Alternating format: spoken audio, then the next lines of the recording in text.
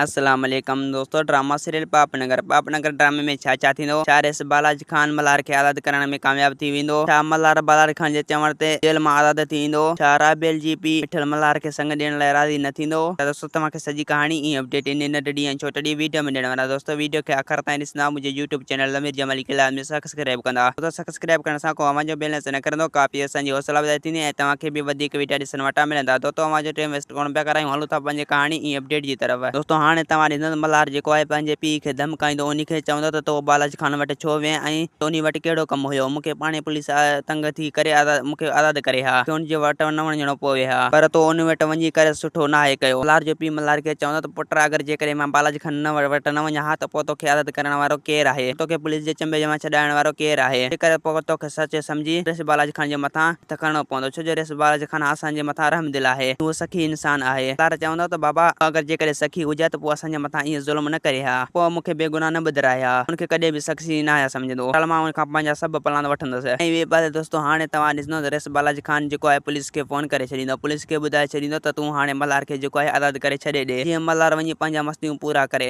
पंहिंजो शौक़ु पूरो करे। सूबेदार चवंदो त हा रेस बालाजी खान मां उनखे ज़रूरु आज़ाद कंदुसि, उनखे पंहिंजे पीउ सां गॾु रवानो कंदुसि। ऐं ॿिए पासे दोस्तों हाणे तव्हां ॾिसंदो त मिठल जेको आहे घणो परेशान हूंदो। उहो राबेल खे चवंदो त धीउ मां तुंहिंजी संग हाणे मल्हार खे ॾियण न पियो चाहियां, छो जो अगरि जेकॾहिं तुंहिंजो संग मल्हार खे ॾिनो त पोइ नूरुल जेको आहे हर वक़्तु ॻाल्हियूं ठाहींदो, हू हर वक़्तु तुंहिंजे मथां इल्ज़ाम हणंदो। हाणे इन जे करे मां उन बर्दाश्त नथो करे सघां। राबेल चवंदो त बाबा मां मल्हार सां बेपनाह मोहबत कंदो आहियां ऐं इन खां सवाइ मां ॿिए सां बि शादी न कंदुसि, जो हू मुंहिंजी दिलि में अंदरि आहे, मतिलबु त हू दिलि जो साह आहे। फ़िलहाल मां उन खां सवाइ ॿिए कंहिं सां बि शादी न कंदुसि, तव्हां उन खां राज़ पुछी वठिजो। मिठल चवंदो त अगरि जेकॾहिं इन ॻाल्हि में मल्हार राज़ी न थी त पोइ आख़िरकार मजबूर थी करे पोइ तुंहिंजे संग ॿिए हंधि ॾेई छॾींदुसि, मतिलबु त तुंहिंजी शादी कराए छॾींदुसि। तो उम्मीद त कहाणी आई हूंदी, अव्हांखे पसंदि। असांखे ॾींदा हाणे इजाज़त, वरी तव्हां सां मिलंदासीं के नई वीडियो में। ख़ुदा हाफ़िज़।